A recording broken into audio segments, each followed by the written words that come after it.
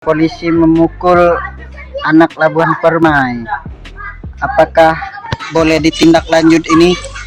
Padahal tidak ada salah apa-apa selain berkendara. Terus, itu ditampar ya. Nasib Bribda D, polisi tampar warga karena tak terima mobil disalip sambil geber knalpot brong. Gegara salah paham hingga menampar warga yang menyalipnya sambil geber-geber motor, seorang polisi di Kabupaten Mesuji diperiksa Propam. Kabid Humas Polda Lampung, Kombes Umi Fadilah, membenarkan adanya peristiwa tersebut yang kemudian viral. Menurut Umi, anggota yang diperiksa adalah Bribda D yang bertugas di Polres Mesuji.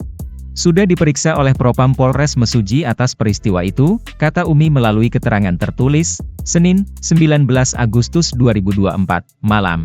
Peristiwa ini sendiri terjadi pada Kamis, 15 Agustus 2024, sore di Desa Labuhan Permai. Aksi penamparan itu dialami warga berinisial HA di depan rumahnya.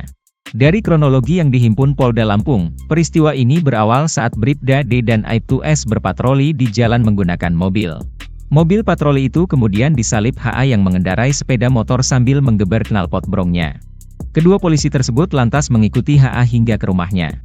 Aibtu S sempat mendatangi HA sambil menasehati dan memberikan imbauan terkait berkendara di jalan.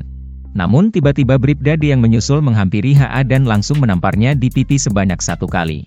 Bribda D mendengar HA tidak terima diberi imbauan itu hingga terjadi peristiwa tersebut, kata dia. Usai peristiwa tersebut, pada malam hari ini terjadi pertemuan antara kedua belah pihak di kediaman HA. Sudah terjadi pertemuan dan sudah dimediasi antara kedua belah pihak ini dan didamaikan, tutur Umi. Atas tindakan Bribda D, nasib anggota Polres Mesuji itu masih menunggu hasil pemeriksaan.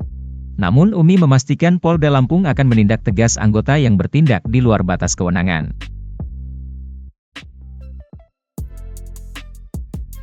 Download Tribun X sekarang, menghadirkan lokal menjadi Indonesia.